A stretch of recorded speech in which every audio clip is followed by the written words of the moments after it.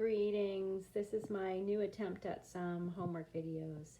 So this is day one of our newest unit with polynomials and factoring. And I wanted to point out right here that what we have spent a lot of time on is basically exponential functions, which are, we have a basic function here that y equals a times b to the x. We know it's an exponential function because there is a variable x as the exponent, right? You can also think about one very basic example would be y equals b to the x, right? And again, that x is in, that's the variable. And we're going to have some kind of graph that looks like this when we identify an exponential graph or function. Now, a quadratic, which we are, just to give you kind of a heads up and preview where we're going, a quadratic function, the most basic elementary function that would be represented by would be like y equals x squared, for example. And notice the variable is not in the exponent, but we have it as the exponent. And that's actually where quadratic equations get their name. You might think that a quadratic equation is like y equals x to the fourth, because quad usually means 4. However, if you square something, you usually get something like a square that has 4 sides. That's where that comes from. And when you enter the world of quadratics and you start graphing them, and we're going to spend a lot of time doing this, you're going to see that you're going to get some kind of graph that is a parabola. And notice my little lame example there is just a parabola that opens up. So that's kind of the big idea behind both of these functions. When I launch into the idea of monomials and polynomials that we spent some time on, just wanted you to know the big idea about a monomial or a polynomial, all these fancy terms, is that a quantity, like in the real world, or some kind of scenario in the real world, can be represented by different expressions. If you think about algebraic expressions, that's, when you get some variables in to represent maybe different types of trials like we did, or time, period of time like we did with exponential functions. So the idea of one monomial, which is in essence, it's one term that I circled here. Like 5 is just a number. It's also a monomial. It's just one term. Negative 6x, that's another monomial. It happens to be a product of a variable and a negative integer, but those are monomials. And then the other examples are polynomials, because they're, in essence, they're just terms that are combined together like a chain. The standard form, so if you think about a polynomial, which again, poly means, many or more than one, there is a standard form that we write a polynomial expression in. First of all, they have to be in alphabetical order.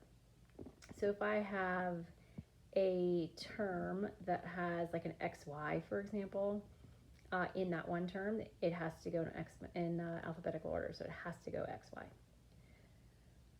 And also the highest exponent needs to be listed first. So here are the examples down below of how I might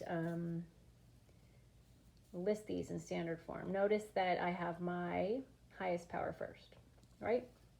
So if I just quickly, I'm not going to go painstakingly through this, but if I just quickly review, it looks like I have my third, that is the highest, my third highest. Remember, if something does not have an exponent, it still is considered a monomial or a term, and that usually is going to be the last term in the sequence.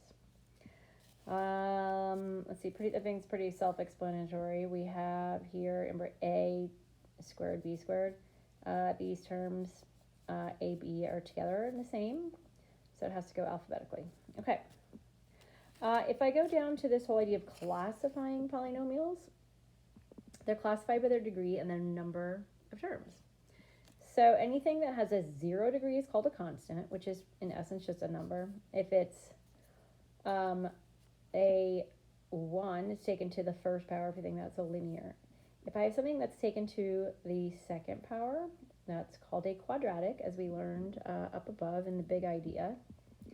even though, again, that might sound similar to taking something to the fourth degree or the fourth exponent. 3, if something's taken to the third power, it's cubic, and then, again, fourth power is going to be quartic. Some people also call it like fourth degree or fourth power. So there are different terminology for once you get past cubic.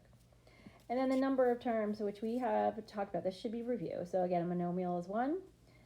These should look familiar. Bi, tri, and poly. And again, oftentimes if you have more than one, like all of these could be considered polynomial as well. Okay. So down here, you can just look quickly at this, but if you're being asked to classify a polynomial by degree and number of terms, you should have 2 things written. If I know I have a number, then I know that's just going to be constant monomial. If I look down to the last one, I see that it's quartic because I have the first term is to the fourth power, and it's more than, well, it's 4 different terms strung together, so it's definitely a poly. Okay, so the next page, so those are the class notes. I just wanted to go over those one more time. If I go to the next page, which is somewhere in my stack of stuff, I think this is the next page. Very quickly, if I add and subtract polynomials, don't forget about this whole, see how I underlined here? Hopefully you realize that I'm underlining any x term twice. And then I'm going to combine that because this is the whole idea of apples and oranges, where if I have 11x and I have 5x, they're both apples. I can combine them, whether I'm subtracting or adding them. If I have x squared and I have another x squared term here, I can combine those. I cannot combine, though, 11x minus x squared. They are 2 different terms. There's nothing more I can do there.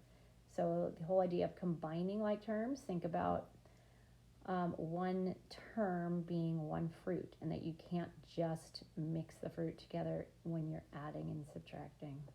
Okay, keep in mind your different signs here. So if you, I'm not going to do all these examples. You can look at the answers if you need help, and I will keep this for about 5 seconds on here. You can always pause it. Okay. If I go to the next page, which is actually the homework. So again, a lot of this should be review, but not all of it is. So if I look at the top of the homework, so again, I am simply classifying by degree and number of terms. This should look awfully familiar from the notes that we just reviewed, the class notes. So take a look at that. You can always pause it, right? And it looks like this one has the most amount, and that has 5 terms. Definitely a polynomial. And quartic, because it's the highest degree is to the 4th power. If you think about it, so that's going to be quartic. Okay, if I go down to the second part, looking to write these in standard form. So again, what standard form means is that you are writing them in alphabetical order, each term with the variables like A, B. It's never going to be BA. That would be very rare.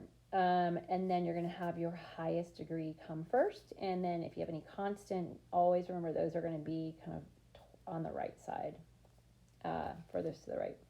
So you can always pause that. If you look down below, find each sum or difference.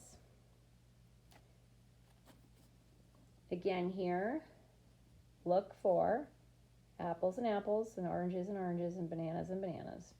So if I combine these two, I can combine these. I can do my underline, right? I can underline x squared and then 3x squared and combine those to get 4x squared. Some people prefer to put this, like the second expression, stack it right underneath here.